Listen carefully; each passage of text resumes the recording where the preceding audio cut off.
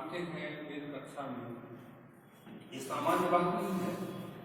चलो किसी का भाषण सुनने आए, ये इसके दूरगामी और परोक्ष परिणाम कम और परोक्ष परिणाम अधिक है इस वेद विद्या से जुड़ने का।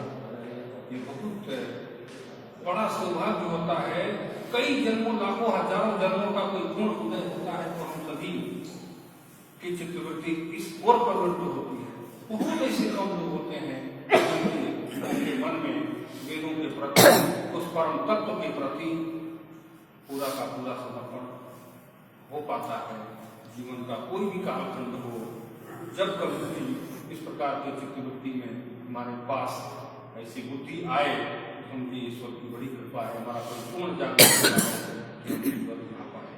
हालांकि संसार में बहुत सारी कथा, पुराण, पुराण सब चलते रहते हैं, परंतु जो यहाँ कहा गया लीनम चेता, वो जो चेतना है वही चेतना ईश्वरीय चेतना है। और ईश्वरीय चेतना, ईश्वर तो पूरा चेतना का पुंज है, परंतु हम उसी चेतना का एक छोटा सा अंश है। और इस अंश को संतुलित आचार्य ने कहा कि किसी ने कहा कि भैया जब हम ईश्वर के अंश हैं तो फिर हमें सब कुछ ज्ञात क्यों नहीं होता? भूत भी होना चाहिए, भविष्य भी होना चाहिए, वर्तमान भी होना चाहिए, सब कुछ। जब उन्हीं के अंश तो हमें कम क्या है? परंतु इसका उदाहरण दिया गया कि इस प्रकार से धूप अच्छी तरह से खिल गई हो और धूप में सब कुछ दिखाई दे रहा है जिनमें कि हाँ यहाँ ये है, परंतु यदि माया रूपी यदि आवरण हमारे आंखों पर डाल दिया जाए, एक छतरी डाल दिया ऊपर से, तो धूप शरीर पर नहीं लगेगी, आंखों पर अगर पट्टी हो जाए तो वो नहीं दिखाई देगी। परंतु तो हम तो हैं वही, पर जो मेरे माया का प्रकोप है, ये माया का आवरण तब खत्म समाप्त होता है जब कोई पूर्ण जागृत हो।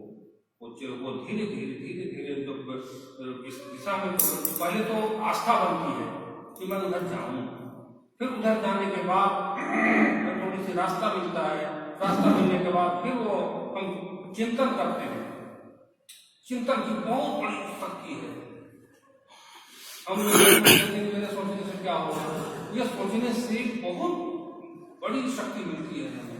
वही जो भीतर की जो चेतना है, वो चेतना जहाँ प्रवृत्त होती है, ईश्वर तहाँ धीरे धीरे उस आवरण को समाप्त करते हैं और उस परम चेतना की ओर ये छोटी सी ये जो चेतना का धीरे धीरे अग्रसर होते होते जाते हैं।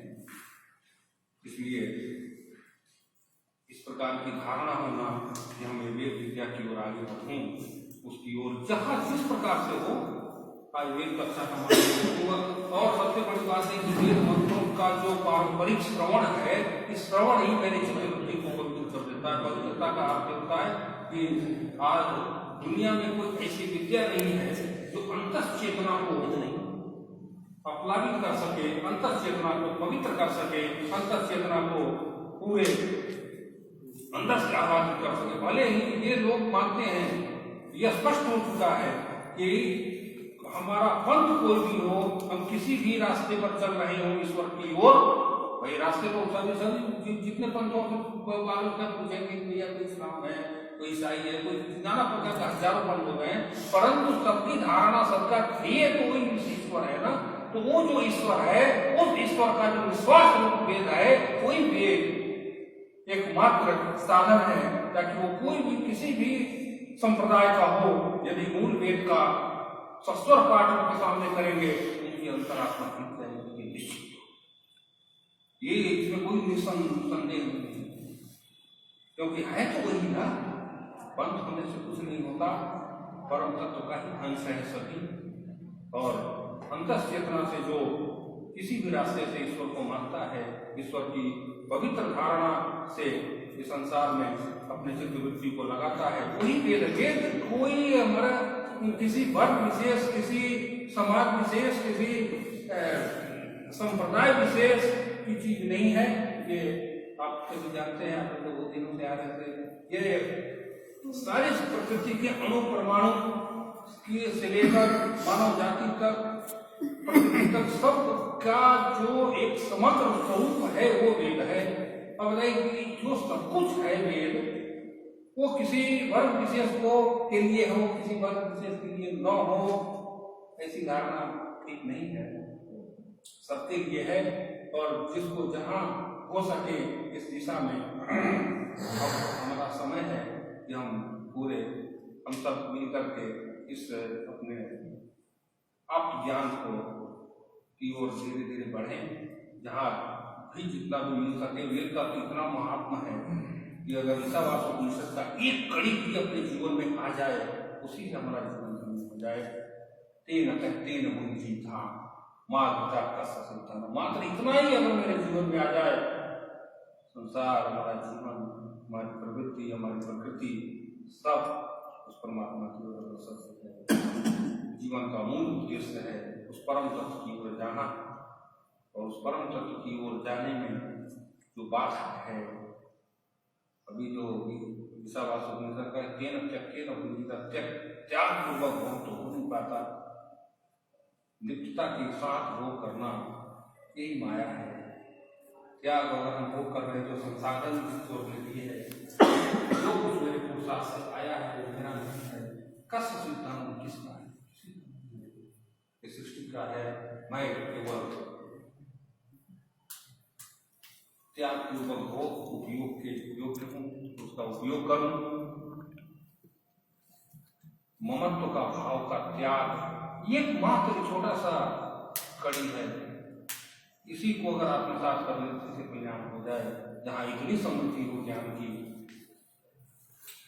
मात्र यदि किसी ने बोला आवाज सत्य नहीं, यदि सारी वैदिक राशि समाप्त हो जाए, केवल ईसावास उपनिषद बच जाए, वैदिक संस्कृति जीवित हो जाए, क्योंकि इसमें सब कुछ है। ईश्वर कहाँ नहीं है? हर जगह है। अणु परमाणु में भी ईश्वर है। ऐसी दृष्टि मात्र अगर आ जाती है मेरे में, वो दृष्टि हमारी अपने लक्ष्य की ओर ले जाने में समर्थ है। एक अक्षर उसका आ जाए, आनो भद्रा, मेरी दृष्टि भद्र हो जाए। भद्रता का अर्थ यह है कि मैं सबको ऊंची दृष्टि से देखूं, सभी मेरे लिए पूज्य हैं, सभी आदरणीय हैं। मात्र ये भी एक दृष्टि आ जाए, उसी से हम अपने लक्ष्य की ओर आ जाएंगे। वैदिक राशि तो बहुत बड़ी है। एक मात्र एक अक्षर आ जाने से हमारा जब इतना बड़ा कल्याण हो रहा हो सकता है, ऐसा बृहद और ऐसा पुलित साहित्य होगा। इसलिए हमारा ये कर्तव्य है कि इसकी ओर हम पूरी निष्ठा के साथ आ सकें।